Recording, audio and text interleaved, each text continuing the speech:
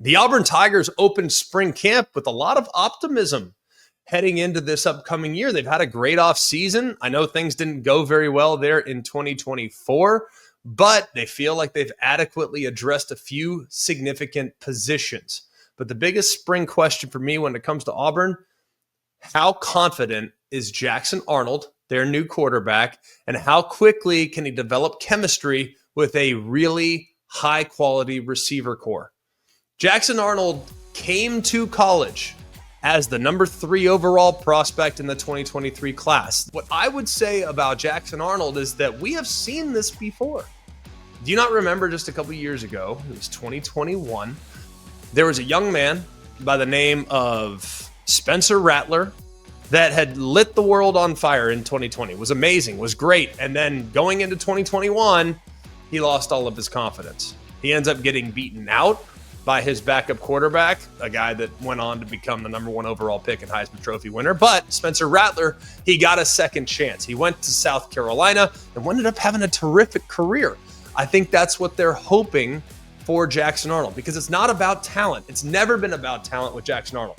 It's about playing with confidence and making great decisions. The good news is, I think when you look at the quarterback spot down the stretch for Oklahoma last year when he was reinserted into the lineup as the starter, he wasn't a great thrower. He completed just 62% of his passes, but he did a pretty dang good job learning how to run the football. They kind of played to his strengths, and I think Auburn might lean into that as well, knowing that there are a couple question marks at running back, and they went out and signed an additional quarterback in the transfer portal in Ashton Daniels, who was at Stanford last season. He's there as a veteran backup to Jackson Arnold.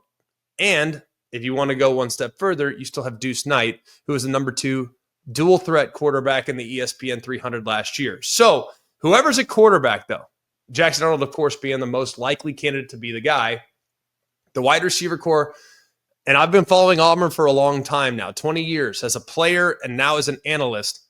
I think this is the best receiver core that Auburn has had in well over 20, 25 years. I really believe that. Now, are there some that I'm missing? Perhaps. I wasn't that dialed into Auburn in 2001, and what they has is their wide receivers. But I know this, the trio that is Cam Coleman, Eric Singleton, and Horatio Fields is about as good as you're going to find as far as what they could become. We'll start with Coleman. He was the second leading receiver last year, but it was really the second half of the season, the last few games of the season, where things really started to click for him. He finished with 37 for 594, but the productivity down the stretch was what really impressed me. And then Singleton was one of the best receivers in the portal coming over from Georgia Tech. He's a great deep threat, has tremendous juice, went for 750 last year in an offense that was primarily run heavy.